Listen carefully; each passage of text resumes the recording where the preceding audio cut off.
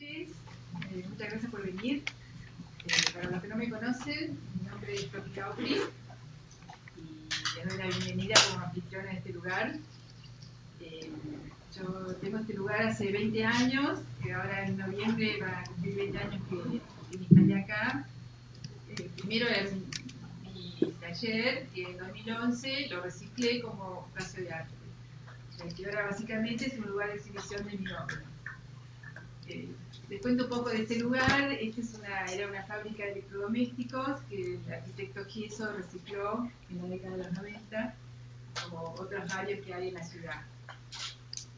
Y bueno, yo durante muchos años hice obra en papel, obra gráfica, usando una prensa, que es lo que está ahí donde está apoyada la computadora ahora. Y siempre estuve trabajando como en series, 2-3 años en una serie, y siempre con temas que tenían que ver con una indagación interior. Como que mi tema es la energía vital relacionada con la conciencia. Ese, digamos, es como ser humano, esa es mi búsqueda y mi camino. Y bueno, hice varias series. La primera que hice tenía que ver con la física cuántica, que es un tema que siempre me interesó, también con la germinación, el crecimiento de las plantas, mandalas, trabajé mucho con mandalas también. Y en el 2009 me encontré con la luz de los LEDs. Fue un descubrimiento importante, y ahí, digamos, que de alguna manera pasé de lo que sería la obra en papel a la obra lumínica. Pero siempre también yo me sigo trabajando como grabadora, ¿no? Con un concepto gráfico, aún trabajando con la luz. Y bueno, así con esta indagación de la luz, hace tiempo que tenía ganas de ir a conocer el Museo Jacques Tourelle en la Bodega Colombiana. Y este año fuimos con mi amiga Silvia Conde, hicimos el viaje, fuimos en junio. Más o menos en esa época, un tiempo antes, yo hice un curso con Diego en Espacio Pla sobre LEDs, y de ahí lo conocí a Diego, que también él estuvo en el Museo Jacques Tourelle y nos contó que eso había tenido un impacto muy grande en su persona y en su obra. Entonces así fue que decidimos armar esta charla, ¿no? Entonces, bueno, hoy los que van a hablar son, por un lado, Silvia Conde, acá. Ella, bueno, es una compañera de viaje, de muchos viajes que hemos hecho juntos. Ella es psicóloga, es su profesión psicóloga. También es ceramista, estudia mucho la historia del arte, la poesía, practica Zen también. Y después también, así digamos, va a empezar ella, después va a seguir Diego. Los que no lo conocen, Diego Alberti. Él básicamente es artista, y además, bueno, sabe muchísimo de todo lo que tiene que ver con la electrónica, tiene una formación muy importante sobre eso, también es programador de Arduino y docente casi todas las carreras donde tiene artes electrónicas. Él está dando cursos, está dando clases, es docente. Algo muy importante en él, el año pasado ganó el primer premio de la Bienal de Košice. Es un premio muy importante. Bueno, después, cuando terminamos, abrimos a preguntas, porque puede ser que cada uno tenga un montón de preguntas, desde prácticas, de cómo llegar, dónde quedan. O sea, después vamos a contestar todas las preguntas que ustedes tengan. Yo ahora quería, si me pasás la foto quería un poco ubicar de dónde estamos hablando, ¿no? De dónde queda este museo y esta bodega. Esta es la Salta, los valles calchaquíes. Acá está Salta. Silvia y yo, el viaje que hicimos fue ir en avión hasta Salta. Ahí en el aeropuerto alquilamos un auto y fuimos hasta Cafayate. La primera noche la pasamos en Cafayate. Todo es un camino que es precioso, o sea, uno va recorriendo, parando, sacando fotos, es precioso. Pero digamos, hicimos Cafayate, después hicimos Cachi, acá estuvimos 2 noches en Cachi, Molinos, de Molinos hay 17 kilómetros hasta Colomé. O sea, lo más cerca de Colomé es Molinos. Y hay 17 kilómetros de una ruta bastante larga. Ahí dormimos en Molinos y después volvimos por arriba hasta Salta. Bueno, no entramos en Salta, sino en la Cuesta de los Ricos, por arriba, por allá. Y tampoco entramos en Salta, dormimos en la quebrada de San Lorenzo, que es un suburbio de Salta que es muy lindo. O sea, no quisimos entrar a las ciudades. Y ahí después ya nos tomamos el avión. O sea, que fueron 5 noches. Pero, digamos, hay muchos viajes, hay muchas maneras de hacer el viaje. Bueno, le doy la palabra a Silvia.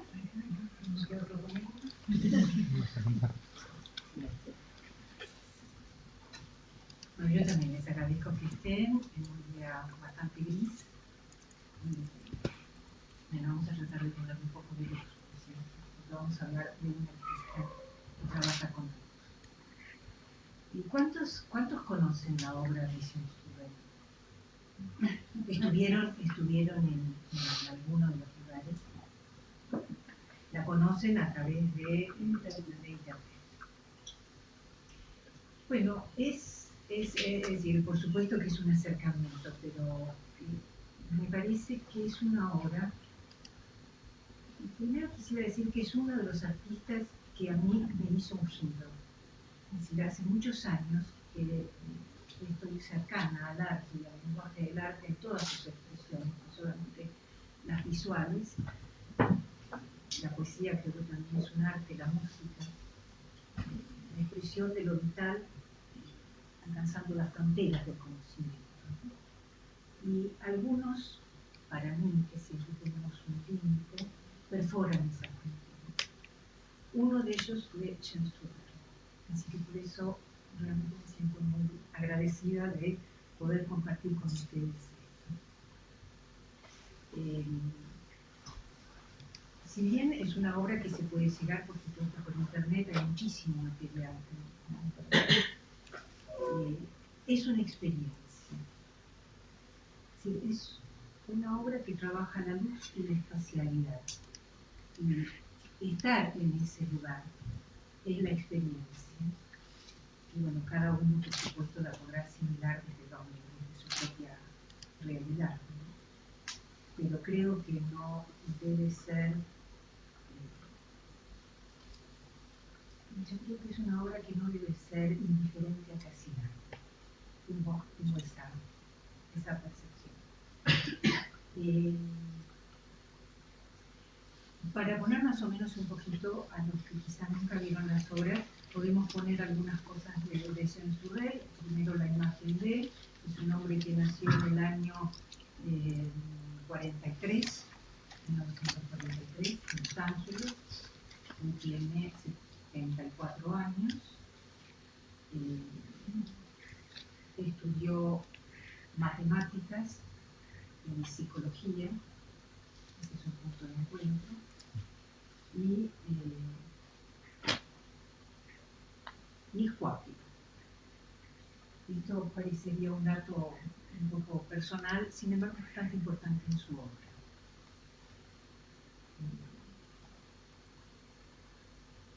Una de las obras más importantes que se está haciendo, que él todavía está haciendo, hace más de 30 años que está trabajando en esa obra, él compró un cráter en Arizona y está trabajando allí, está generando túneles y todo un trabajo de arquitectura que algunos han dado en asociarlo al trabajo faraónico de las pirámides.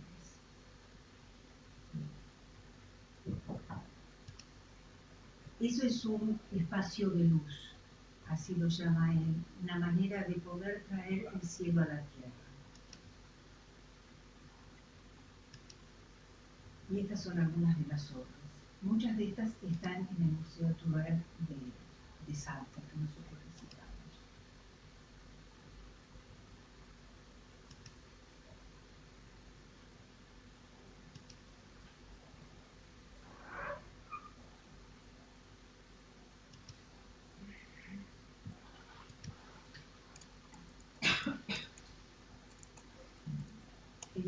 el enfoque que yo puedo darles para poder acercarnos un poco a la experiencia cruel es quizá tomando un tema bastante caro a los psicólogos, que es el tema de la percepción. En verdad, es bastante sorprendente porque a lo largo de la historia del arte, uno se encuentra con el objeto. En verdad, quizá a lo largo de cada una de nuestras vidas, nosotros estamos sosteniendo nuestra atención en objetos. En este sentido, tenemos un mundo sostenido en la materia, en el material. La luz, que siempre ha sido un tema, sobre todo en las artes visuales, ilumina el objeto. Y seguramente ilumina algo más. Creo que a lo largo de los años, de los siglos, siempre el artista ha intentado transmitir algo más. No solamente una forma, sino algo más. Puede ser la emoción, puede ser un concepto, puede ser una forma, puede ser una geometría. Pero de alguna manera siempre estuvimos ligados al objeto. Parece así que aún en la construcción que nosotros podemos hacer de nuestra realidad, cuando ustedes entraron acá, seguramente nuestra atención fue puesta en los objetos. Creo que la singularidad de James Turrell es que la pone en el espacio. Y ahí da un no somos personas que estemos tan acostumbrados a estar mirando el espacio. Y si miramos el espacio, lo más probable es que nosotros estemos generando conceptos mentales que también son objetos. Es decir, la contemplación, por eso son obras, por eso hablaba de experiencias, son obras que quizá no pasa uno ni 5 minutos ni 10 minutos, a veces tiene que estar media hora en una obra, 45 minutos. Y cuando la mente se acalla de todas las explicaciones que se quiere dar, porque naturalmente vamos a tratar de darnos una explicación, lo que nos encontramos es contemplando la luz. Él dice que la luz es color, y entonces lo que estamos es un espacio de luz de color. Yo quisiera quizá centrarme para dejar también el espacio a Diego, que tiene un material extraordinario y que sabe muchísimo de todo este tema. Yo le estoy dando otro enfoque. Él va a trabajar muchísimo en tema técnico y cosas que nos pueden ayudar a la apreciación de la obra. Yo quisiera trabajar sobre esta obra, que se llama Spread. ¿Qué le llaman? Spread. Spread. Esparcido. Es una obra que a mí, por lo menos, fue la obra en la que me conmovió. Es decir, fue una obra en la que algo me ha pasado. Entonces, por eso quiero traerla y compartirla con ustedes. Es una obra que, si podemos poner la anterior para ver cómo entramos, no esta.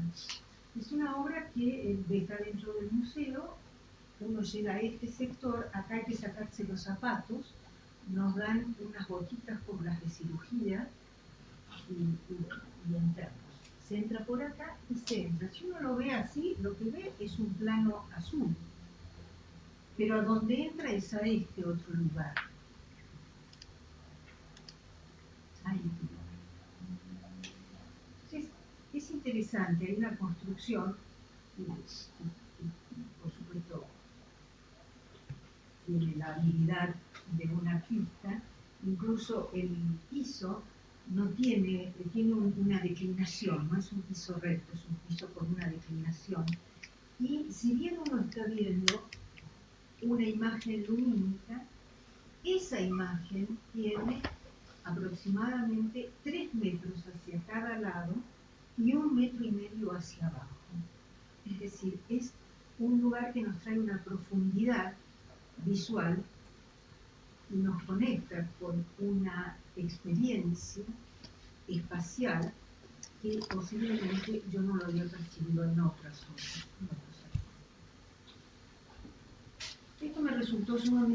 interesante que alguien pueda pensar así el espacio. A partir de ahí comencé a trabajar un poco lo que él pensaba, lo que él sabía, lo que él tenía, es decir, me generó una curiosidad. Y leyendo y escuchándolo, tuve la percepción que es alguien que nos logra sacar del objeto. Es decir, estar mirando sin objeto. Entonces, traigo aquí a colación posiblemente 3 experiencias. Había pensado en ponerlo en algunos artistas visuales, pero te lo voy a dejar a vos, digo eso. Yo me voy a apoyar en 2 o 3 experiencias que creo que tienen que ver con esto. Una es cuando vi en los años 80 la pintura Zen, que fue una puerta de entrada a una realidad que tampoco conocía y que creo que fue, que aún estoy muy agradecida a ese grupo que pude contactar en Marcelo. La otra es el psicoanálisis. Hay unos consejos de Freud al psicoanalista que al hablar de la técnica, él dice que tendríamos que estar en una atención flotante. Es decir, una atención que no esté apoyándose en el concepto, en el juicio, en la valoración, sino dejarla flotante de manera tal que uno puede escuchar lo otro, que puede escuchar ella. Notablemente para el Zen, que yo traté de ir por la vía del arte, de la escultura, sin embargo, todo conduce a la práctica de meditación. Todo detrás está la práctica de meditación. Y cuando uno puede leer algo respecto a esto, por ejemplo, un creador del Soto Zen que se llama Dogen, en el año 1900, él dice que sentarse es la máxima alerta sin objeto. Esto me parece interesantísimo de poder pensar, y si yo puedo a ustedes transmitirle esta atención que permanentemente está cargando nuestra realidad de objetos, aun cuando dormimos, y en el sueño también estamos cargando representaciones de objetos, nosotros podemos estar muy despiertos sosteniendo una atención sin objeto. Y al sostener una atención sin objeto, nosotros tenemos la percepción de la vida atravesando nuestro cuerpo. Esa experiencia es una experiencia a la que nos acerca, creo yo, a la que a mí me ha acercado el lenguaje de James Clear. Él dice traer el cielo a la tierra. Lo dice en unas obras, hay varias obras alrededor del mundo. La más grande es la que está en Salta, que se llama Sky Space.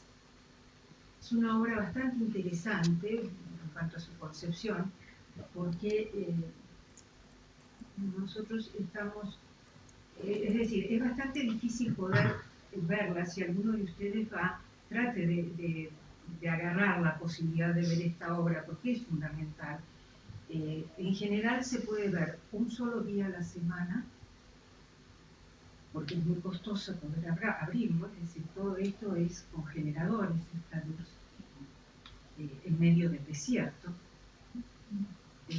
Entonces se abre una sola vez, creo que son los sábados, por lo menos a nosotros. Se abre con un mínimo de 6 personas.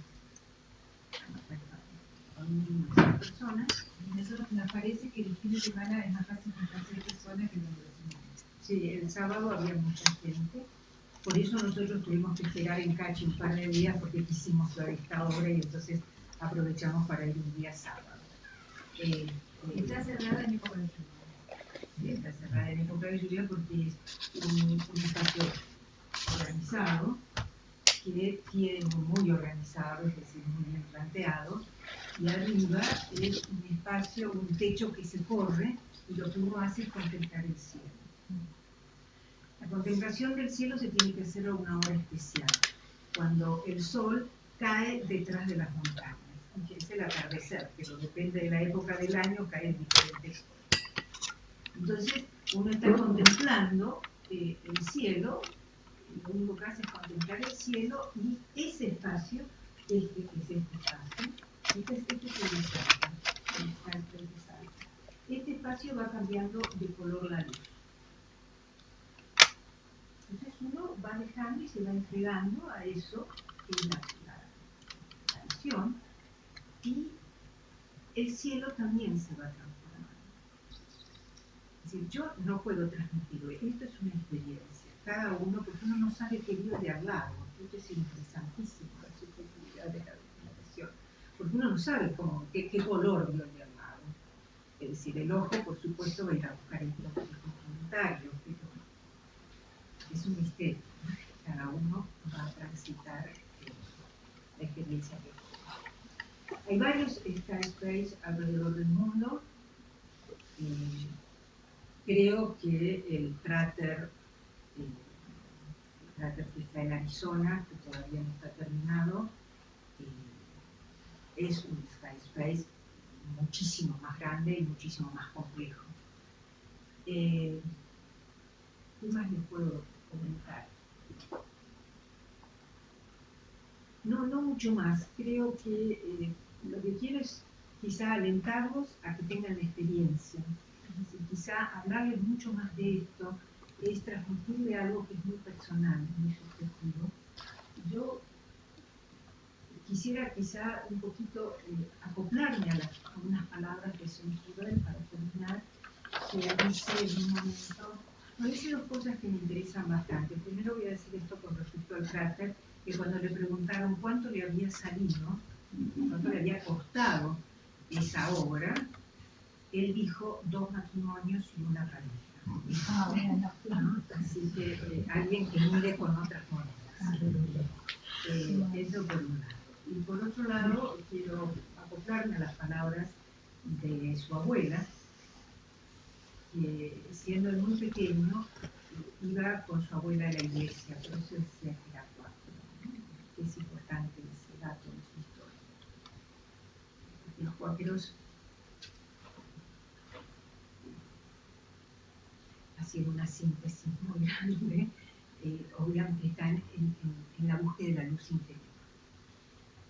Entonces ellos se sentaban en la iglesia, siendo pequeños, se sentaban en la iglesia y allí esperaban. Y ahí estaba. Entonces él desde chico le pregunta, ¿qué hacemos acá? Esperamos la iluminación. Y él contesta, y aún, tiene 74 años, esto es bastante reciente, dice, y aún sigo pensando que me quiso decir. Entonces, lo que quiero decir es que si un hombre desde niño ahora sigue pensando lo que quiso decir su abuela, creo que la experiencia de todas las personas es posiblemente llegar a ese estado, a ese lugar donde la vida está atravesando nuestro cuerpo y nosotros nos hacemos uno con eso, pero no quedarnos encerrados en ese lugar, esa como una clausura narcisista, sino salir a expresarlo, a generar obra, a generar palabra, a generar acto. Porque una vez que nosotros podamos pasar por allí, probablemente cambiemos nuestra percepción de la vida. Y esto es una expresión de deseo. Creo que si nosotros cambiamos nuestra realidad, posiblemente estamos ayudando a cambiar el mundo. Así que bueno, este es mi acercamiento a una obra que me ha conmovido.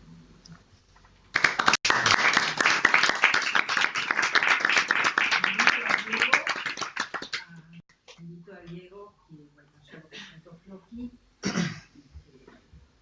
y que yo iba a hablar un poco más, pero después que estemos hablando me avasalló un poco con sus conocimientos. Así que lo dejo a él. Bueno. No, acá. Me dejan ahí como la papa caliente. Bueno, gracias a todos por venir, bienvenidos. Bueno, como les decía, Floki perdón que les quedamos así de espalda, ¿no? Yo prefiero que miren la pantalla, que es en realidad donde les voy a mostrar algunas cosas. Cuando me pasó también, ¿no? Cuando estuve en el museo en el 2014, para mí fue también top 3 de experiencias en mi vida, o sea, incomparable a nada prácticamente, justamente por lo que decía Silvia, la cuestión de la percepción y de la situación de estar en ese lugar. Entonces, a partir de ahí empecé a pensar en utilizar la luz, en este caso la luz LED, que ahora les voy a comentar un poco con cierto detalle de qué se trata, porque fue donde nos conocimos con Floki, un taller que di hace poco. A mí me interesa la electrónica, mi material de trabajo es la electrónica y desde la electrónica siempre estoy buscando qué tipo de obra o qué tipo de piezas construir y fabricar. Entonces encontré en la luz y en el trabajo de Turrell una influencia como bastante importante como para desarrollar una serie de piezas que estuve haciendo durante el año pasado y que también sigo haciendo. Entonces un poco la idea de esta presentación tiene que ver con esas referencias a la luz en el arte, qué es la luz, que fue una de las discusiones que tuvimos con Floki en el taller, cómo se comporta, y un poco después ver el contexto en el que Turrell se desarrolla en relación a otros artistas, a su espacio y a su momento. Entonces, solo por traer algunos ejemplos, ¿sí? de artistas a los que a mí Turrell me refiere, escogí 3. El primero de ellos es Johannes Vermeer. Obviamente yo supongo que todos lo conocen, pero simplemente es una elección arbitraria, no solamente por tomar uno de los por ahí considerados maestros de la luz, ¿no es cierto? Junto con, no sé, Rembrandt y toda esa gente, ¿no?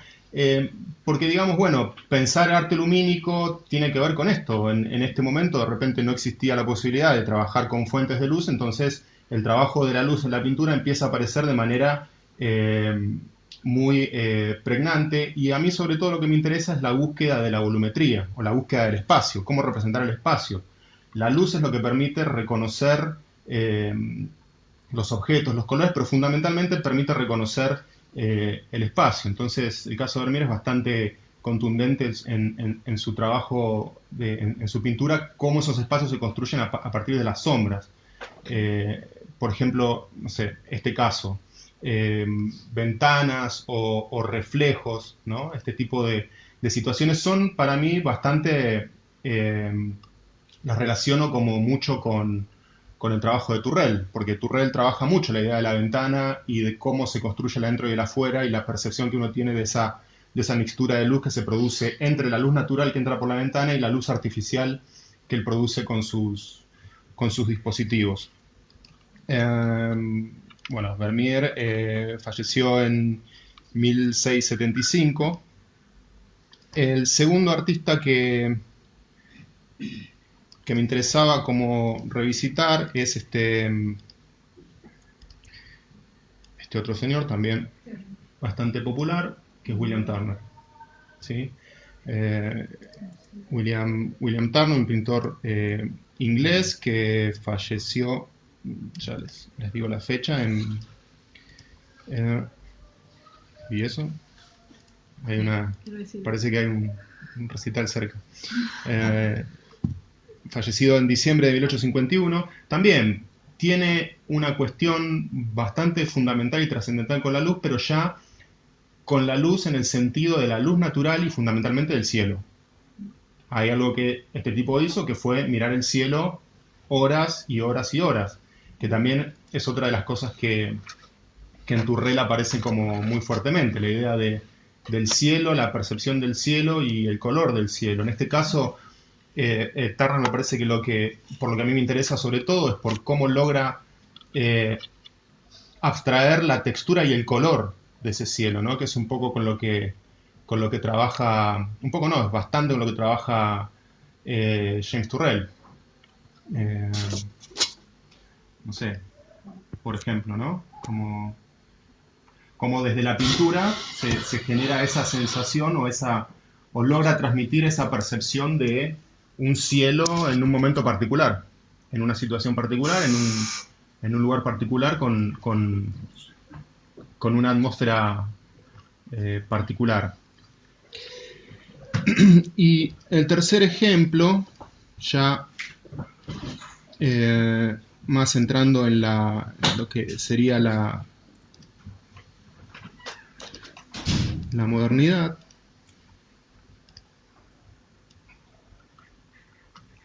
Giorgio de Chirico, ¿sí? Un pintor romano, perdón, griego, sí, romano, italiano, es griego. También hace uso de la luz de una forma ya bastante más contemporánea, ¿no es cierto? Una cosa más forzada, pero sobre todo lo que me interesa de Chirico es la idea de la volumetría, de cómo logra representar estos volúmenes y estos espacios a partir del fuerte uso de la luz y de la sombra. Tiene, por supuesto, la impronta de lo metafísico, ¿no es cierto? Esta idea de la contemplación y del movimiento suspendido en el tiempo, que es algo con lo que Turrell trabaja muchísimo. El tercer elemento, digamos, en la obra de Turrell que yo encuentro, además de la luz, el espacio, las ventanas y el cielo, es justamente el tiempo, porque como decía Silvia, esas obras necesitan de un tiempo perceptual que tiene que ver con el tiempo que le toma a la luz solar moverse, ¿no es cierto? Entonces generar diferentes situaciones.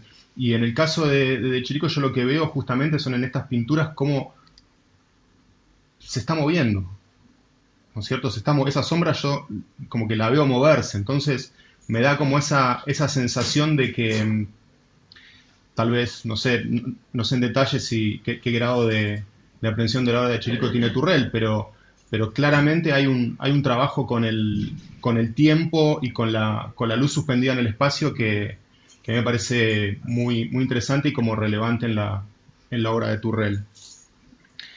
En otro orden de cosas, pero que también es la misma cosa al final, en una de las clases de este curso que como les comentaba Floki, surgió la pregunta de, bueno, pero la luz se comporta como materia o se comporta como onda. Floki me preguntaba si la luz que conocemos habitualmente, o sea, la luz incandescente y la luz de LED, tienen diferentes naturalezas. Yo no sé si todos están al tanto de esta cuestión física, pero hay una cuestión central en la física contemporánea, que es que la luz se comporta, o mejor dicho, se puede interpretar como... ¿Qué tal? Adelante, pasa que quedan algunos lugares por acá atrás.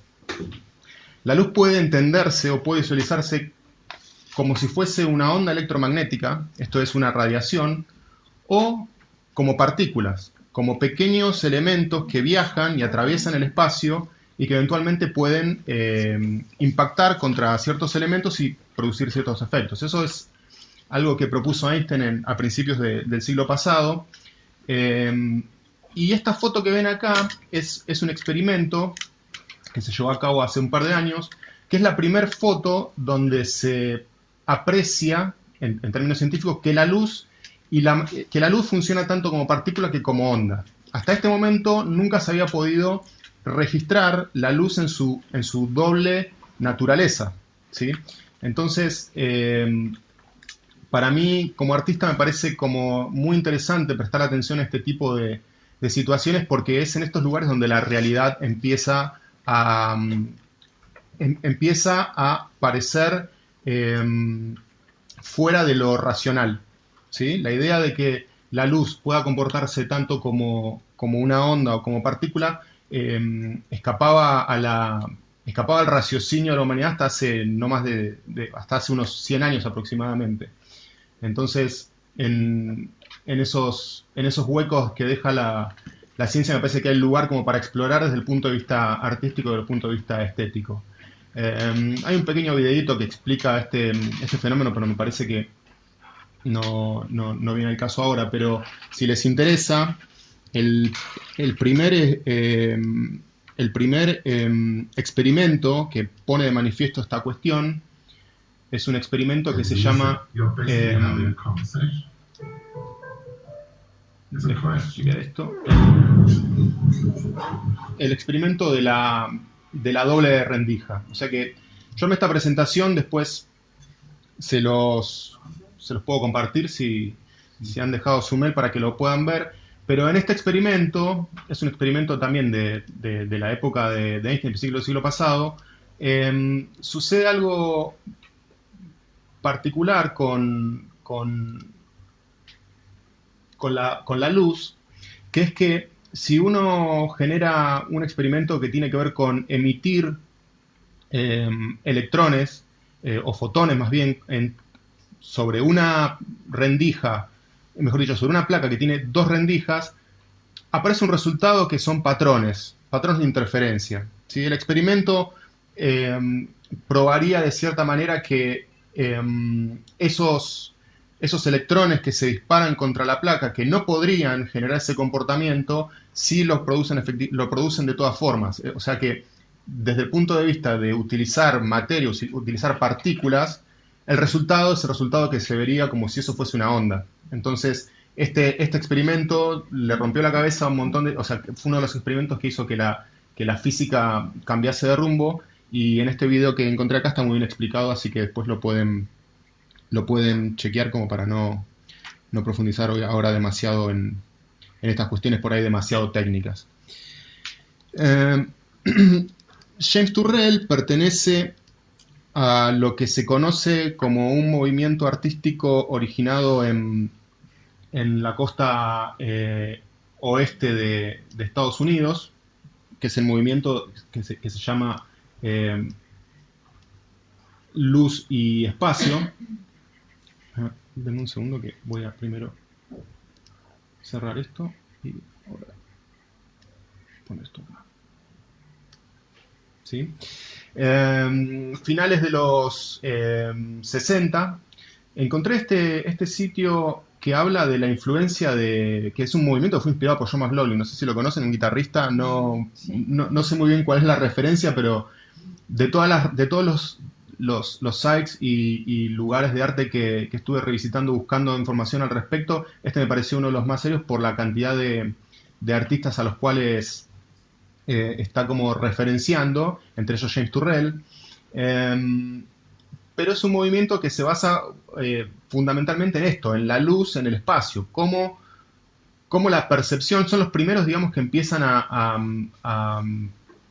pensar el uso de la luz en el sentido de la percepción de esa luz. Y hay una muestra que se hizo hace unos años en San Diego que también repasa muchos de estos artistas. Entonces, esto sí quiero que veamos por ahí un segmentito.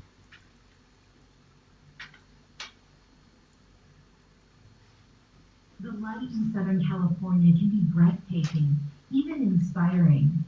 And for a group of artists working in our region during the 1960s, it inspired a movement.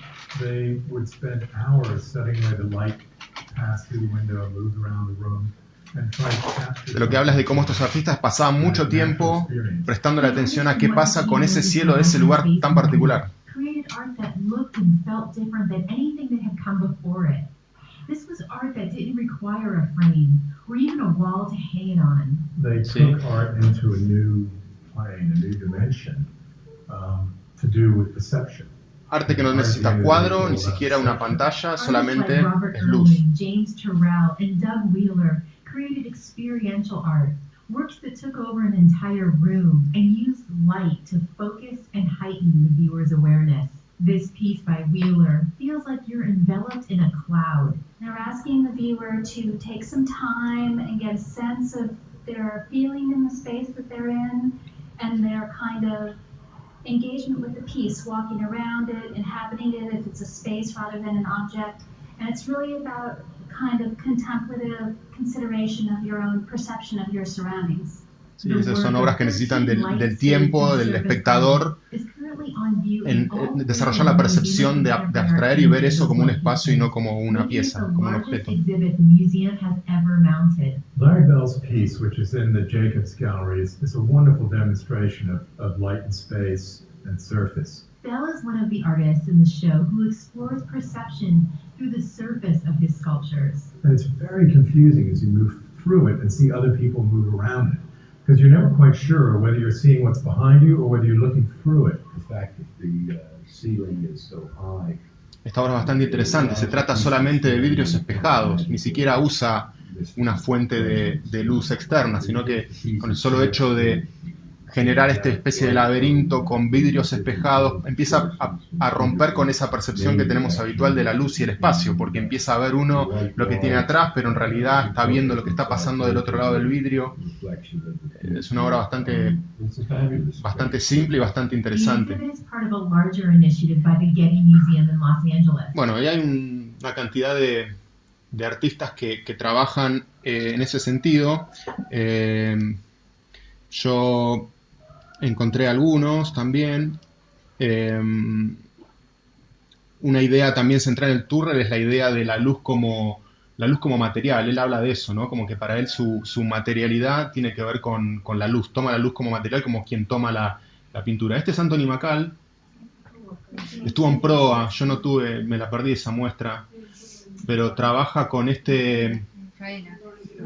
en el Faena, perdón. Trabaja con este, sí, ya lo sé. Trabaja con este dispositivo que si la vieron, bueno, estas figuras se generan justamente al hacer pasar la luz por una rendija que tiene esa forma. Entonces, en este caso, el experimento de la doble rendija es como bastante relevante porque en este caso particular también se podría pensarlo desde ese punto de vista, qué es lo que está pasando, si lo que está cayendo sobre la Tierra que dibuja esas figuras es una onda electromagnética o son partículas que están impactando. Bueno, hoy en día ya sabemos que es lo mismo, simplemente que cuando uno intenta percibir o analizarlo desde una forma o de la otra desaparece, no es fácil como... no es fácil detectarlo, pero me parece que en términos estéticos es un punto que da como para cortar bastante tela. Otro de los artistas que pertenecen medianamente, digamos, pertenece a este movimiento porque hizo un montón de cosas, es Bruce Nauman. Con estos corredores, ¿no? Pasillos, donde la luz está como forma parte de ese recorrido. Turrell tiene mucho de esto y bueno, es interesante porque sin duda hay como una influencia mutua bastante grande, pero es un lugar que se puede recorrer. Pero Turrell lo que hace es trabajar en este espacio, no es pared. Exacto.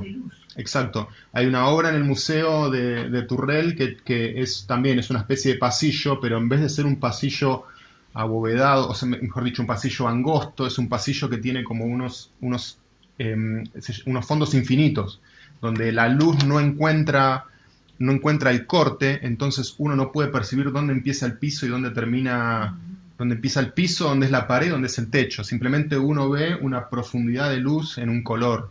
Y conforme uno va pasando de lugar va cambiando ese color. Estas obras tienen, esta en particular tiene más que ver como con ese agobio, ¿no? De pasar por entre medio de esas dos paredes. Medio Richard Serra me recuerda también. No, al contrario. Las de Turrell es el abismo. Es como encontrarse con algo que no tiene límites. Después también otro artista ubicado geográficamente en ese momento es Robert Irwin, que hace uso de la luz en diferentes formas, ¿no? Por ejemplo, estas son obras donde utiliza tubos fluorescentes. Esta obra también es muy interesante, es como una especie de corte en una pared. Esta foto también está bastante mala, pero que juega con la apertura, con el espacio abierto. ¿Sí? Con la ventana y con la luz natural y con el efecto que produce dentro de la sala. Eso es también bastante común en Turrell. Y hay una que me gusta mucho, Robert Irwin también, esta, que son unos barrales de acrílico que tienen una cierta forma, un cierto prisma que hace que por momentos, si uno lo ve, desaparece en el espacio y por momentos puede ver otra cosa y puede ver como reflejos. es una idea también bastante, esta es la obra, ¿no es cierto? Es una barra de acrílico que distorsiona la visión, o sea, genera una difracción que rompe el espacio de una forma así como muy, muy sutil, y todo esto producto de cómo la luz incide y cómo nuestra vista registra el fenómeno de la refracción en esa barra en todo el espacio, ¿no es cierto? El dispositivo funciona en el espacio. Entonces, bueno, más o menos supongo que todos conocen la forma de iluminación que era la tradicional hasta hace unos años, que es la luz incandescente, ¿sí? La luz incandescente tiene que ver con...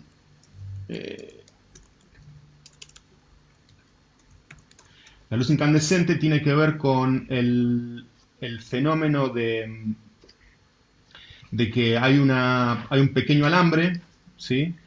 Suspendido entre dos contactos metálicos. Ese alambre tiene la particularidad de que se puede calentar a mucha temperatura sin quemarse, está al vacío en la lámpara. Entonces, por acción de la corriente eléctrica, el filamento se calienta y llega a un punto que empieza a emitir luz, ¿sí? Convierte esa energía eléctrica en fotones. Entonces es lo que nosotros vemos como luz artificial. Es el primer dispositivo que permitió generar luz de manera artificial, más allá mejor dicho, de manera eléctrica, porque existían antes lámparas de gas o incluso la vela, obviamente. Pero me refiero concretamente a cuestiones, a principios eléctricos. Como todos por ahí ya saben, este tipo de iluminación ya no se utiliza porque la cantidad de energía que se requiere para generar ese fenómeno se desperdicia mucho en calor. Hay que calentar mucho ese filamento hasta el punto que empiece a emitir luz. Entonces todo ese calor es energía que se desperdicia. Existe la luz fluorescente, ¿sí? Que es la luz que conocemos como la luz de tubo, que es el mismo principio de funcionamiento con el cual funcionan las lámparas que hoy son las lámparas de bajo consumo. El chiste es que en este caso la corriente eléctrica, en vez de circular por un metal que se calienta, circula por un gas.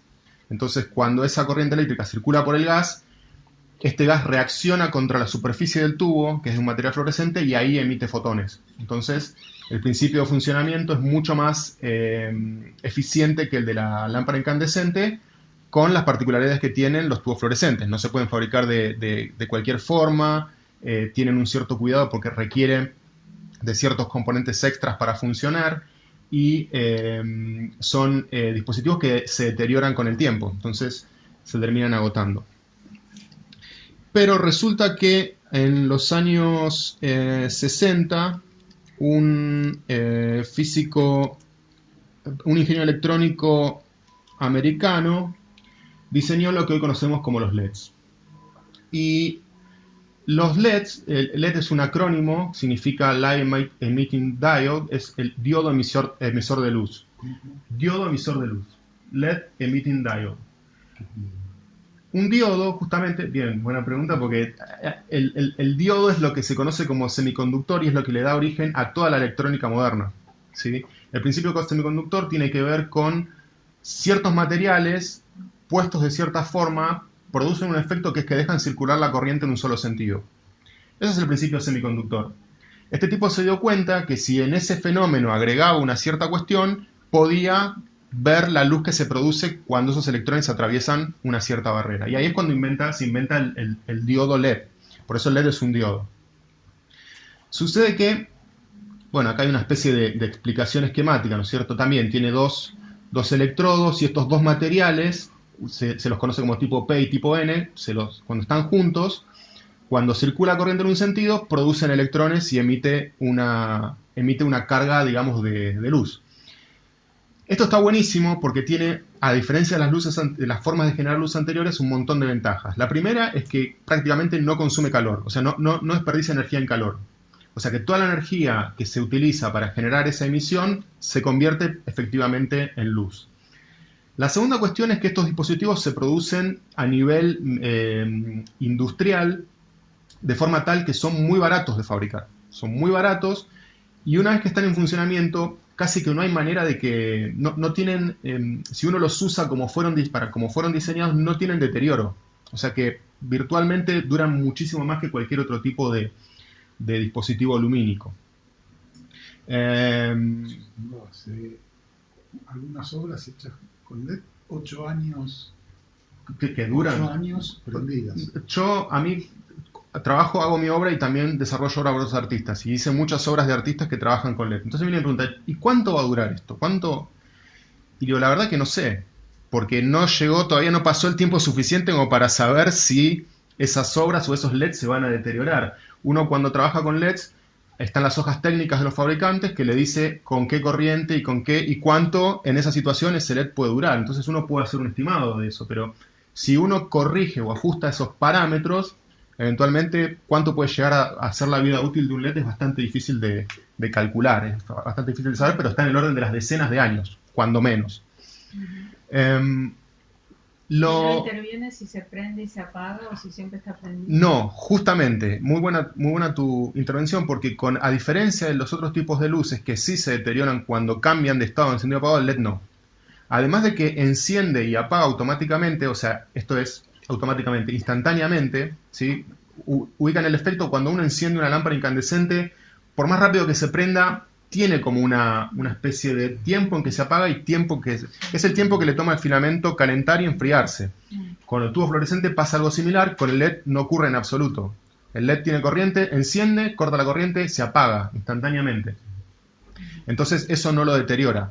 De hecho, ahora más adelante voy a explicar una cosa que tiene que ver justamente con esta particularidad, lo que hace que el LED hoy sea la forma de iluminar prácticamente ubicua y de generar dispositivos de carteles y bueno, de obras obviamente con LEDs. Un dato curioso respecto de la invención del LED tiene que ver con que en el año 2014 le dieron el premio Nobel a un equipo de ingenieros japoneses. ¿Sí? Entonces, este señor, que es el inventor del LED que les comentaba antes, salió a decir, pero yo lo inventé el LED en el 60. Y le dan el premio, el Nobel a estos japoneses. Bueno, porque este equipo de japoneses resolvió el problema del LED azul. O sea, inventaron el LED azul en el año 2000 o 1999, no me acuerdo cuándo, pero recientemente. O sea que entre la invención del LED rojo y el LED verde y el LED azul pasaron más o menos 30 años. O sea que la invención del LED azul el desarrollo del azul tomó 30 años, lo hicieron estos japoneses y por eso le dieron el premio Nobel. Como consecuencia de la invención del LED azul se pudo combinar los tres colores que forman parte del sistema aditivo. O sea, para poder producir luz blanca con luz de color necesito luz roja, luz verde y luz azul. A partir de que existe el LED azul es que se puede combinar iluminación LED para producir todos los colores del espectro y eso fue lo que hizo que el LED explotara como tecnología y se empezase a ver LEDs por todas partes. No sé, casas de teatros, el obelisco pintado de color, bueno, todo eso tiene que ver con que esa tecnología empezó a ser disponible a partir de recientemente, ¿no es cierto? Una pregunta. Dime. ¿Cómo puede ser que haya tardado tanto tiempo generar un color azul? Porque es muy difícil. ¿Cómo genera el color? El color se genera por la combinación de materiales que hay en la capsulita en la que se arma el LED. Todos los LEDs funcionan igual, tienen este semiconductor y según el material que tiene adentro, emite luz de un color determinado. No sé específicamente por qué, pero el LED azul tomó mucho tiempo encontrar la combinación de materiales que hacían posible fabricarlo y que se viese de color azul. De hecho, la invención del LED azul también trajo aparejada la invención del LED blanco, que el LED blanco tampoco existía. El LED blanco en realidad es un LED azul muy frío. Nosotros lo vemos ya como blanco, pero en realidad se fabrican a partir de LEDs azules. Con lo cual eso también hizo que linternas, lámparas en los autos y demás pudiesen empezar a usar tecnología de LED. Para unir un poco a lo visual, las artes visuales, me parece interesante cómo hasta antes del uso de la luz, lo que hablábamos antes, la mezcla de los pigmentos reflejan un tipo de luz. Exacto. Mientras que la mezcla de la luz como color, da otro efecto. Por ejemplo, si nosotros mezclamos el rojo, el verde y el azul, en luz nos da el blanco. El blanco. Mientras que si lo mezclamos en pigmento nos tiende al negro.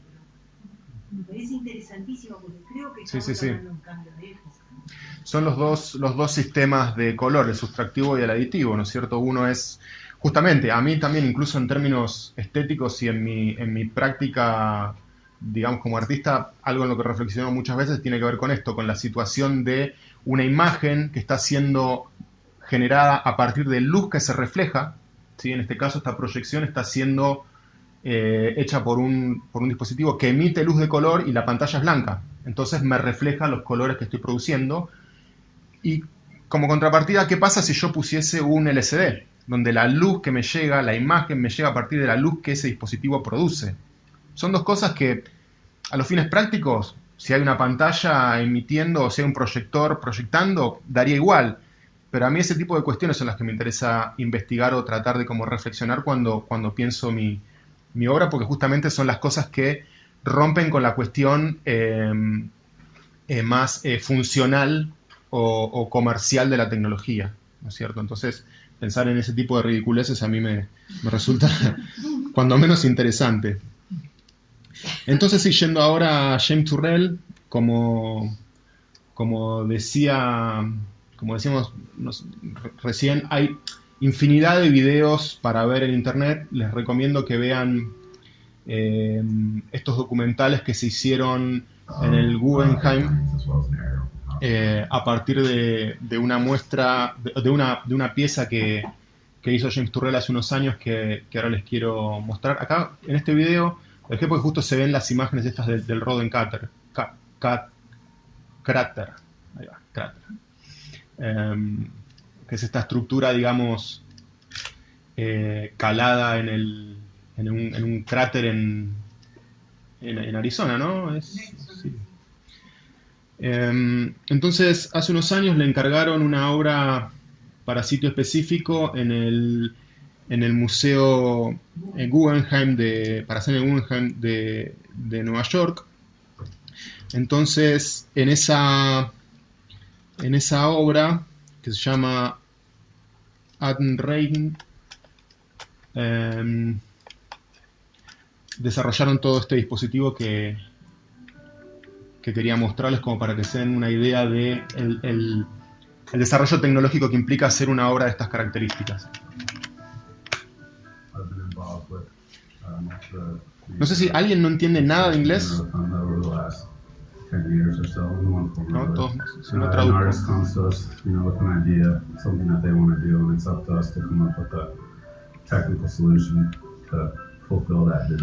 Es el ingeniero que la desarrolló, que para mí escala como a la altura del artista. Es como por el diseño que tuvo que resolver.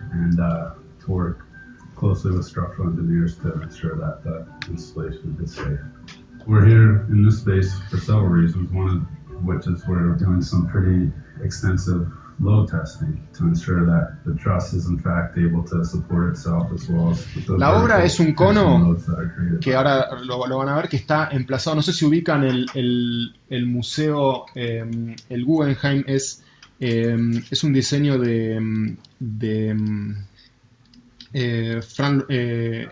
sí, Robert Wright. Sí, bien. Entonces, dame un segundo, sacar esto.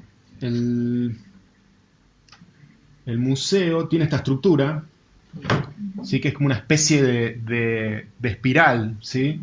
Yo no lo conozco, solo lo conozco por imágenes, pero es como una especie de escalinata que se puede ir ascendiendo. Entonces, exacto.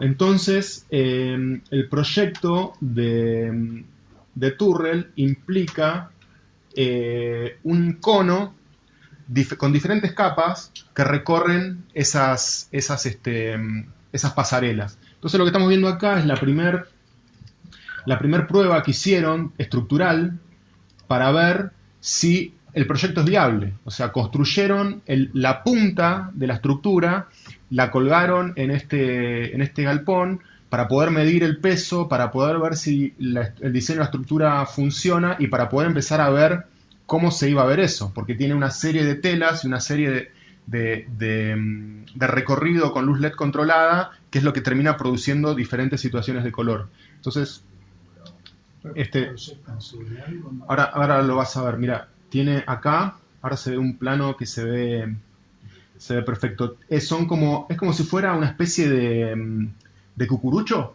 recubierto con tela. Entonces usan una tela especial que no tiene costura, entonces está toda armada, tensa, para mostrar una especie como si fuera... Ahora lo vemos porque hablar sobre esto es como bastante como difícil. Y acá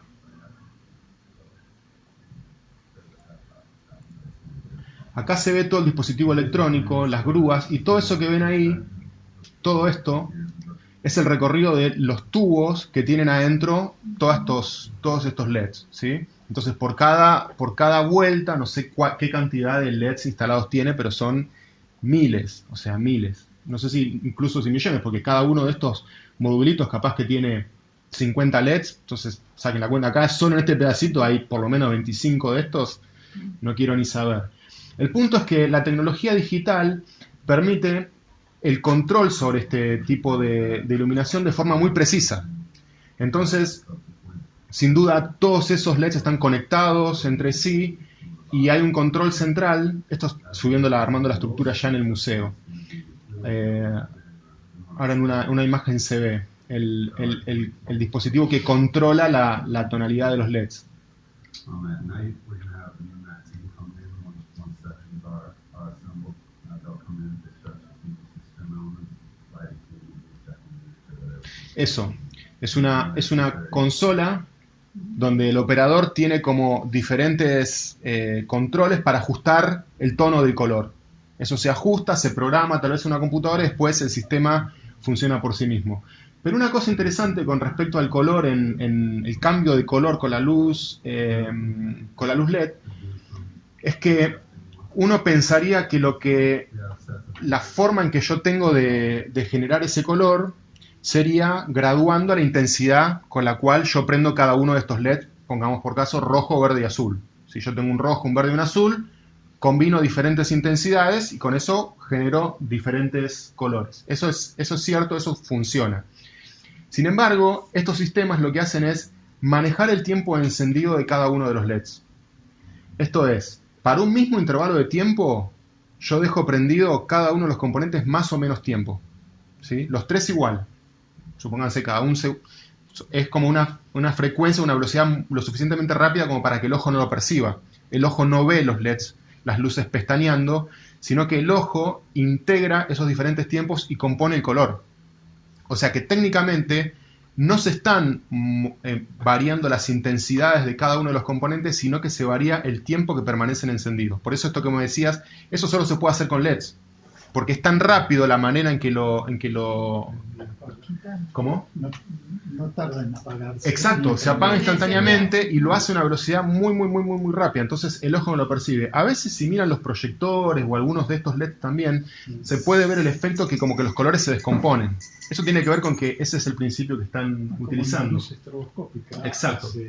Exacto, tiene como una velocidad muy... Estas obras de Floki funcionan así. Uno los ve y parece que el color cambiase porque está cambiando la intensidad de la combinación de estos colores fundamentales. Pero en realidad lo que está sucediendo es que hay como diferentes tiempos de encendido, lo cual para mí también es una variable súper interesante pensar que en realidad, en términos digitales, el color no depende de la intensidad, sino que depende del tiempo. O sea que estoy convirtiendo tiempo en color. ¿Sí? Eso para mí es rarísimo y motivo de varias de mis obras. Y bueno, entonces ese es un poco el recorrido que tenía yo hoy para mostrarles. Y acá en este video se ve, es un documental sobre que habla Turrell al respecto de esta obra y de su carrera. Esas primeras obras que vieron, esos triángulos en las esquinas, fueron las primeras obras que hizo con luz, que en su momento en los 60 como que poca gente la entendió, pero él ya estaba construyendo espacios y construyendo volumen a partir de la luz. Son muy interesantes y de esas hay varias en el museo de de Colomé, que dicho sea de paso no tenemos ningún convenio con Colomé, ni nada por el estilo, no piensen que... Yo creo que ni siquiera saben que, no sé si vos que traigan unas botellas o algo, porque también sí, el vino es bastante interesante, sí. Sí saben que estamos haciendo. Ah, ¿lo saben? Buenísimo. Ojalá que nos inviten un día. Y esta es la obra. Esta es la obra emplazada en el espacio del museo. Sí, este es el Guggenheim vacío, digamos, mejor dicho, el Guggenheim en estado natural, y esto es con la intervención de esta obra, que lo que se ve justamente es esta gradación de colores en toda la bóveda. Ahí se ve todo el sistema y es como la tecnología, digamos, por lo que yo alcanzo a ver ahí, es como tecnología de ultra punta, entonces es como... Están estas telas que generan estos conos y la luz se pega, pero de una forma tan particular que vos no ves la fuente de luz. Nunca se ve. En toda la obra de Turrell nunca se ve la fuente de luz. Eso es muy, muy interesante también. Eso es... Sí, eso es... No, pero eso quiero que lo vean directamente, porque eso, cuando si en algún momento pueden ir al museo, presten la atención a eso, que el detalle de la construcción es muy importante. Turrell toda su obra la tenía, estas obras les decía, estos como, bueno, ahí pasó ya, como los cubos de luz en las esquinas. Toda la obra de Turrell, él la tenía dibujada, y Hess, el bodeguero del dueño de la bodega, compró uno de sus libros, y en un momento dijo, yo esto lo quiero ver. Y desembolsó lo que tenía que desembolsar para construir ese museo en Salta. No recuerdo qué año es, pero 2009. 2009 lo inauguraron. 2009 lo inauguraron, estuvo Turrell. ¿Por qué Salta? Porque Hess es este bodeguero que colecciona arte contemporáneo, tiene una colección importantísima y tiene bodegas en varios lugares del mundo, y eligieron Salta, supongo que por las características geográficas y por el territorio, por ser un lugar bastante desértico, como decía Silvia, es bastante difícil llegar si uno no... Hay que aventurarse, hay que llegar hasta ahí. Si uno llega a Molinos, es fácil por ahí tomar un taxi, buscar a alguien que sepa llegar a la bodega y que los pueda llevar y traer. Pero es un viaje para dedicarle un día mínimo. ¿No fue que James Turrell estuvo ahí y le gustó mucho la luz? Supongo que... No sé bien, pero él estuvo para el montaje y para la inauguración. No sé si había estado antes. Y ahí se ve el dispositivo lumínico. ¿Ves? La luz le pega a estas telas y genera como ese gradiente.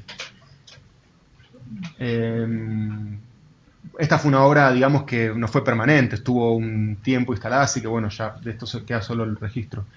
Pero también es muy... Eso es en su casa, en Arizona. Tiene su propia iglesia. Es como una especie de... Sí, no me acuerdo cómo le llama ese lugar, pero es como una especie de... Sí, pero el lugar tiene un nombre como que es donde se juntan, se ve como a hacer su rito. Esta obra, bueno, esta pieza ya se desarmó. Y si van al museo, tiene la particularidad que el guía está como muy, muy bien preparado. O sea que también eso es valioso, porque uno se encuentra con una persona, tanto yo cuando fui los recibió a Flock y a Silvia, la misma persona, muy preparada y muy dispuesto como a permitir justamente lo que estas obras requieren, que es que uno se quede en el lugar y tenga el tiempo suficiente como para poder entrar en ese estado de meditación que decía Silvia, de estar percibiendo el espacio y estar percibiendo la luz. Ese cráter es una locura. Se compró, o sea, no se pudo comprar el cráter, se tuvo que comprar todo el terreno. No solo el terreno, sino que va comprando todos los terrenos que le quedan alrededor. O sea, compró más de 200 metros cuadrados, 200 kilómetros cuadrados, o hectáreas, no sé, una cosa, es una cantidad, porque lo que está es tratando de preservar que el aire esté lo más puro posible, ¿no? Claro. Para que la percepción del cielo sea realmente la percepción del cielo. Y bueno, eso era un poco todo lo que tenía para contarles. Quisiera agregar alguna cosa más. ¿Cómo? Quisiera agregar alguna cosa más. Cuando, es decir, desde la parte más de atrás, más del backstage que nos puede traer Diego al cielo, que traté de colgarme yo, es decir, ese arco extraordinario que este hombre recoge, me resulta interesante también traer con respecto a la percepción esta cuestión de los límites, ¿no? Es decir, cómo nuestro mismo aparato psíquico genera los límites de la visión y cómo el artista nos ayuda a expandir esos límites permanentemente, a romper nuestros conceptos morales, de valores, de ideológicos, del lenguaje mismo, para poder alcanzar posiblemente otra experiencia de vida. Me parece que Turrell apunta en ese lugar, por eso lo valoro muchísimo, porque creo que el artista que está en las fronteras, abriendo las fronteras, realmente es el que está produciendo el arte. Y el artista que, de alguna manera, a lo largo de todos los siglos, fue así, siempre usó la técnica de los griegos, ¿no? la técnica. Es decir, creo que hoy, que todos los tiempos se aceleran, que los artistas estén implementando toda la tecnología que tienen a su alcance para lograr ese lugar de expansión de conocimiento, de expansión de fronteras, yo creo que realmente vale la pena esta reunión y muchas otras. Y vale la pena que se vayan a Salta también. Entre las fronteras, y esto es posiblemente demasiado filosófico, pero me parece que un señor tan atravesado por tantos discursos como es este artista, me parece que lo debe tener bastante presente. Cuando uno está, yo dije, estamos haciendo una observación sin objeto, y eso realmente es así, uno observa sin objeto. Pero cuando salí, me quedé esperando porque tuvimos una suerte con Floki, que pudimos entrar una segunda vez al museo y estar solas. Eso fue un pequeño regalo que nos hicieron. Pero cuando salgo, quedo reflexionando sobre esta cuestión del objeto, de estar en esta atención sin objeto y en este estado que permite a la persona ocupar todo el espacio como experiencia. Me quedo pensando que sí tiene objeto. Y el objeto es la arquitectura, porque él diseñó el museo. El museo no es un museo en donde se ponen obras de él, él diseña el lugar. Entonces, el objeto es la arquitectura. Y aquí algo muy singular. Para mí, por primera vez, yo estoy dentro, bueno, podría haber sido en una performance o en un happening, pero de otra manera estoy dentro de la obra. Nosotros como personas estamos dentro de la obra. Y en un momento somos objeto de la obra. Exacto. Es un poco ambiguo también el concepto de la inmensidad, siendo que estamos contenidos en una sala habitación, o en una, sí. Claro, en algo también. Claro, o sea, cuando vos decías esto de que te da la sensación de espacialidad, de expansión, pero en realidad estás dentro de una habitación, que por más grande que sea, es también una situación de que estás dentro de algo y como que necesitas también encerrarte en ese algo para ver el afuera, ¿no? Que eso también es muy loco, porque el cielo uno lo puede ver en cualquier lado a cielo abierto simplemente, pero este hombre trata de... En esta obra en particular, encasillar. claro, es eso, es como ese recorte, ¿no? Claro. El arte tiene que ver con, para mí también, como con señalar, entonces es un señalamiento muy fuerte en esta obra, pero en las otras, en esta que vos entrás y te metés, te perdés. Sí. Realmente, la experiencia es que y te desaparecen los límites. De hecho, bueno, no quiero contar mucho porque tampoco es como para spoilearles la visita, pero cuando vayan... Cuando uno entra al museo, vas con un guía, y él lo único que te dice es el título de la obra y el año que fue hecho, ¿no? Claro. Y son 8 obras. Como que él no te da más información. Yo por supuesto que soy re curiosa y quería entender cada una cómo está hecha. Entonces lo apabullé con preguntas, bueno, y le iba sacando información, hasta que mi cabeza entendió cómo estaba resuelto de alguna manera técnicamente, de dónde venían las luces. Pero como que la intención del guía es no dar información. ¿No? Entonces, bueno, yo al final entendí todas las obras. Tranquilicé, eso fue a las 3 de la tarde. A las 5 hubo otra visita que nos dejaron entrar con Silvia y nos dejaron ir solas, digamos, no con el grupo. Y ahí sí, digamos, ya Museo para vos. Claro, además dejé de pensar, de tratar de entenderlo. No te dejé pensar. Era como la magia. Y después, bueno, ahí no dejan sacar fotos. O sea, no se puede entrar con nada, ni con bolso, ni con mochila, hay que dejar todo afuera, el celular también. No te dejan sacar fotos. O sea, las fotos que estuvimos mostrando son fotos que sacamos del catálogo. Acá los tienen para ver si lo quieren pispear. Hay un libro también que traje de Turrell. Que me da es que no está ahí, es parte de la obra, pero al final te da la sensación que sos obra. Que sos, o sea, una obra. ¿No? Interpretas eso. Es decir, cada uno lo va interpretando, lo va percibiendo, lo va metabolizando de la manera que puede. Pero creo que es interesante que estar atravesado por todo este lenguaje técnico, ¿no? En verdad, uno, como dice Diego, todo eso no se ve, él nos lo trae un poco adelante, todo eso no se ve, lo que uno trabaja es lo que uno percibe. Sí, está claro que a partir de sus ideas busca el recurso para materializarlo, ¿no? Entonces, una de las eso cosas es. que me parece interesante, quizás, y como dato histórico, que este hombre pilotea aviones desde los 16 años. Es así como encontró el cráter Robin. Se hizo desde el límite con Canadá hasta México, buscó hasta que encontró el lugar, encontró este cráter. Digo esto que es interesante porque él habla de la percepción del espacio en el que está piloteando, ¿no? De la curvatura del espacio. Entonces dice, en un momento, hace un comentario que me parece interesante, que es que el hombre está tan interesado en ir al espacio, y estamos en el espacio, y en traer esa experiencia de estar en el espacio. Ese también Se evita. De acercarnos algo más de lo que está. Bueno, y por último, Flock insiste que les muestre algo de mi trabajo, pero bueno, pueden entrar después a mi página, que es diegoalberti.net.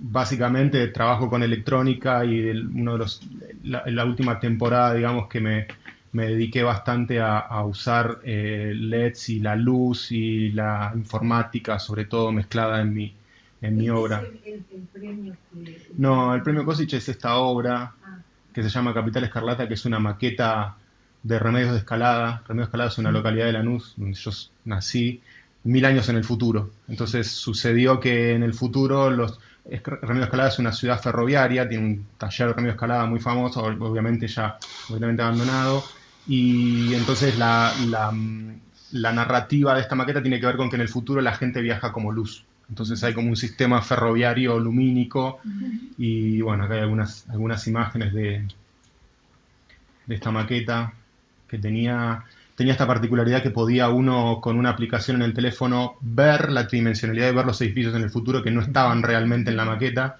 sino que se veían de forma virtual. Entonces reconstruye, digamos, la planta del mapa de lo que es Remedios de Escalada hoy, con ciertas modificaciones. Esto, por ejemplo, es la estación del ferrocarril. Por acá está la cancha de Lanús, que en este momento se cambió, digamos, en el futuro no hay más fútbol, no hay nada, no queda nada. Solamente queda esto que es la Universidad de Lanús. Acá atrás es donde estaba el cementerio, que ahora hay un acelerador de partículas. Ahora digo yo, ahora 1000 años en el futuro. Después estas autopistas, ¿no es cierto?, que son con luz. Y bueno, este proyecto, acá ves, Silvia, se ven estas patas que tenía, que era como que si uno la veía a la distancia, la maqueta parece que está como flotando en el espacio, ¿no? Como, claro, son como unas cosas, y arriba es todo blanquito, y abajo son unos fierros oxidados, que bueno, como esa dualidad, ¿no? Que arriba es todo lindo, pero abajo hay una metalúrgica que sostiene todo eso, que un poco la idea de Kosic, estas ciudades hidroespaciales, ¿no? Ciudades que flotaban en el espacio, tenía como que esa simbología. Entonces, bueno, nada, es un poco esa mi obra, y le quería mostrar justo acá, recién hablaba con Santiago, ¿verdad? Sí. Una obra que justo no la tengo en la página, que se llama La molécula del mes, que es una obra donde utilizo justamente el principio de poder prender y apagar los LEDs de forma muy rápida. Entonces, La molécula del mes es este dispositivo que está acá montado en la pared, este de acá, esta es otra obra, pero este dispositivo chiquito, que es una computadorita que tiene conectadas una serie de LEDs. ¿Sí? Acá están todos encendidos, tiene 16 LEDs. Esos LEDs están prendiendo y apagando, generando, mejor dicho, prendiendo y apagándose a partir de una secuencia de ADN de una molécula. En este caso, la molécula que usé es la leptina, que es una molécula que es la responsable de causarnos el hambre. Entonces hay una página en internet que es no me acuerdo cómo se llama, la base de datos de todas las moléculas que se conocen, y ellos en su página tienen en el front page la molécula del mes. Todos los meses eligen una molécula, en este por eso se llama así, el título tiene que ver con eso. Justo ese mes estaba esta, tomé esa molécula y codifiqué con esa secuencia de ADN el funcionamiento de cómo se encienden y se apagan estos LEDs. Entonces eso da como resultado que si uno saca fotos como con la cámara en bulbo, puede reconstruir esa molécula a partir del movimiento de la cámara, ¿no es cierto? Es un efecto que tiene que ver con eso, con la fotografía a baja velocidad. Entonces un poco el resultado, bueno, acá la hora, no sé si es bien las fotos o si es el dispositivo o qué, pero justamente está como en el medio, ¿no? Estas son todas fotos sacadas así como con la mano directamente, entonces el dispositivo termina produciendo estas imágenes. Se prenden y se apagan. Exacto, los LEDs están generando cada una de las líneas en un momento preciso del tiempo. Entonces cuando uno barre con la cámara... Según la frecuencia que tiene esa molécula que vos... Exacto, la codificación, las moléculas siempre son como 4 aminoácidos A, G, C, T, guanina, tianina, no me acuerdo los nombres, pero son 4. Entonces esa codificación de 4 yo la termino resolviendo en algo binario, terminan siendo anda o no anda. Entonces es una codificación arbitraria que después termina mostrando esa secuencia de ADN en estos 16 LEDs que se prenden y se apagan respetando esa lógica. Entonces cuando uno saca la foto se ve como el desarrollo de esa secuencia. Así que bueno, nada, esto es un poco el... Por ejemplo, donde habría más luz hay más frecuencia. No, porque tiene que ver con la velocidad con la que mueves la cámara. Está siempre prendiéndose al mismo tiempo. ¿Qué me decías, Felipe?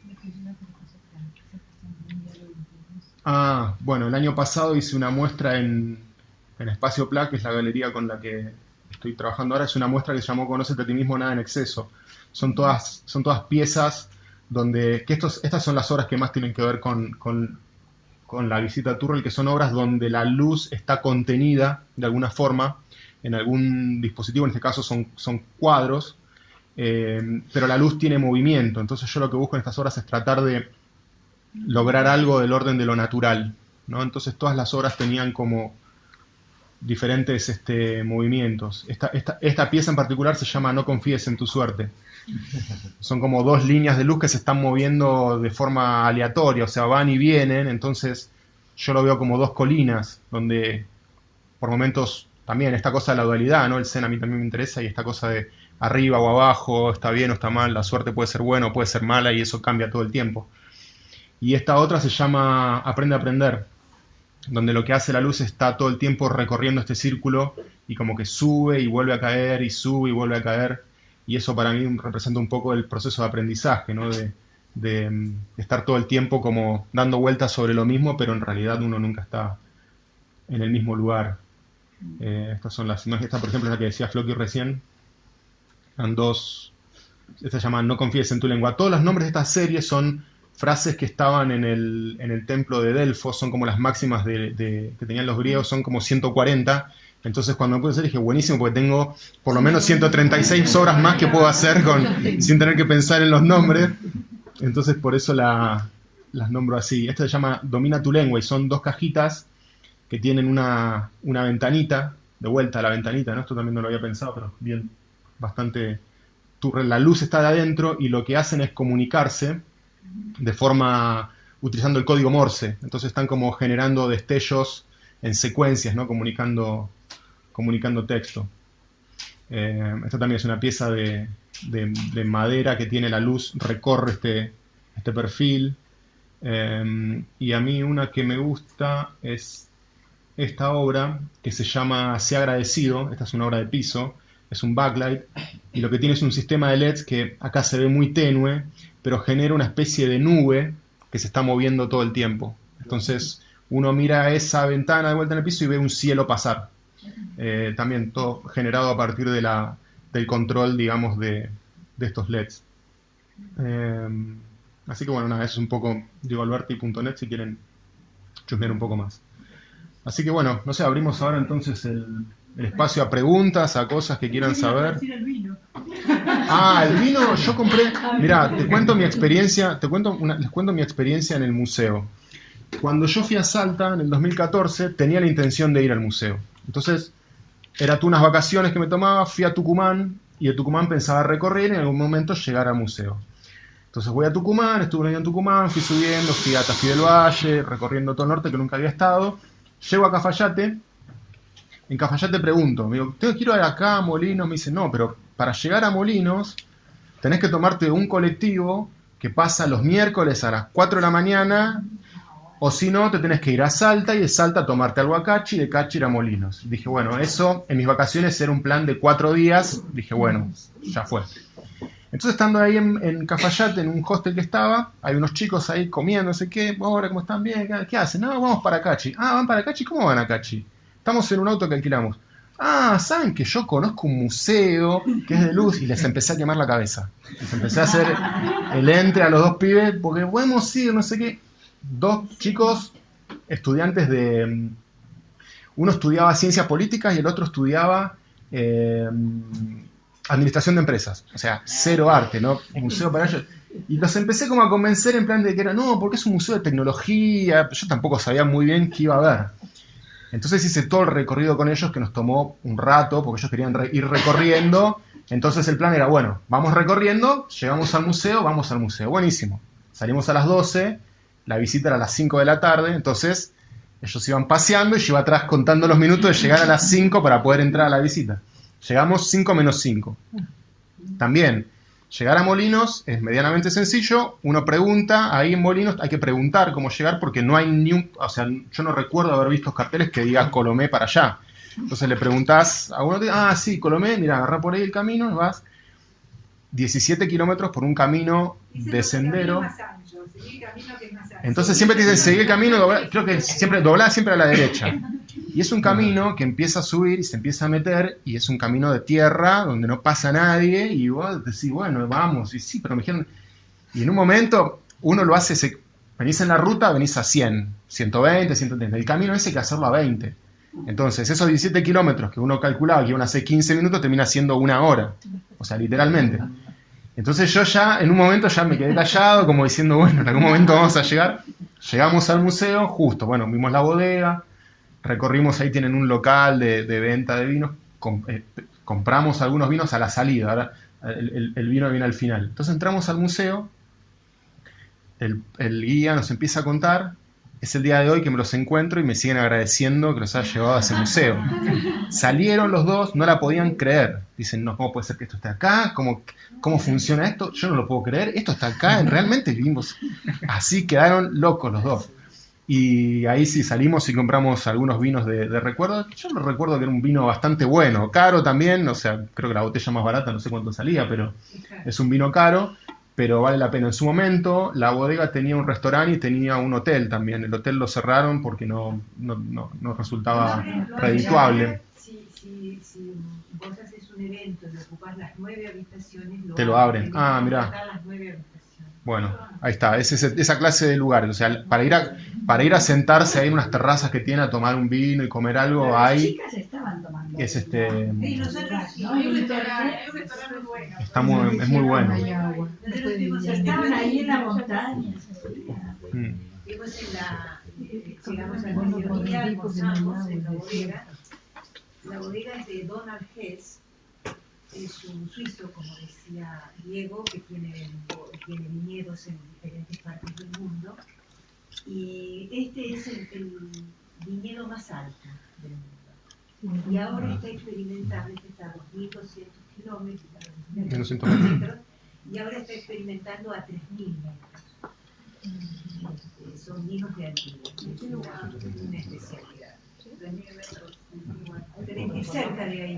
Cerca de ahí. Sí, cerca de ahí. Sí, es el mismo Bonartés.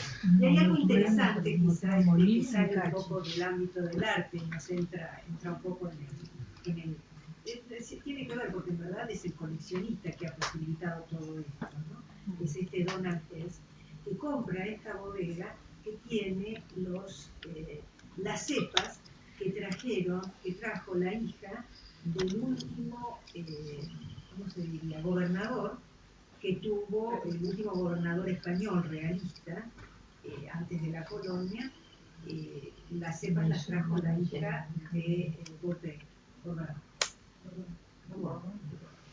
que son, no me acuerdo qué cepas son, una sé que es Malbec y la otra creo que es Cabernet. Las cepas tienen más de 100 y pico de años, lo cual ya no están dando un vino, pero sí lo hace él para un consumo muy privado. Y lo notable que decíamos con Floki, aquí mandamos un poco publicidad feminista, que hay mayoría, permanentemente estaban diciendo la hija del gobernador. Nunca nos enteramos el nombre de la hija del gobernador. La hija del gobernador, que fue la que aquí posibilitó todo eso, pero no nos enteramos de nada.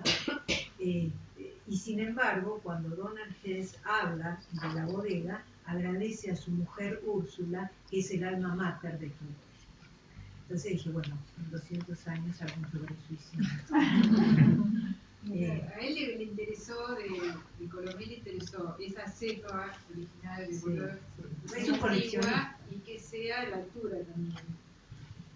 Es el viñedo más alto del mundo, después creo que el segundo es Nepal. Y también que hay agua, ¿no? Si no hay agua no se puede hacer nada.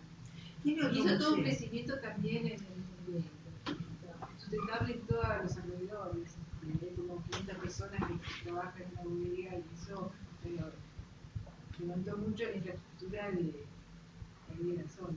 Molinos es un lugar muy lindo, o sea, es un lugar muy chiquito, bastante, digamos, antiguo, es para ir, para por ahí quedarse una noche ahí en el pueblito. No, si se va al Star Space, hay que quedarse en Molinos, porque vos ya salís de noche. Claro. Y después de Molinos, ya sea Cachi o Cafayate, tenés una cantidad de kilómetros y tenés camino a la India. Sí. Con el auto para volver ya de noche. Sí, ya, si lo conoces. No, el problema. Claro, llegar. Marta, llegar es o sea, no es complicado. El tema es esto, que es una cosa que te metes por un camino que no sabes a dónde va, pero una vez que lo hiciste de ida, la vuelta ya es sencillo. No es peligroso, sino que Es un poco incierto, exacto. Sí, sí, peligroso no es. Es como. El camino se puede transitar, pero es un camino que hace así. Sí, sí. Yo estuve hace muchísimos Tremendo. años en la vuelta a los Valles Calchaquíes. Sube y baja. Todo este recorrido. Tiene como Salíamos de Salta a un redondo.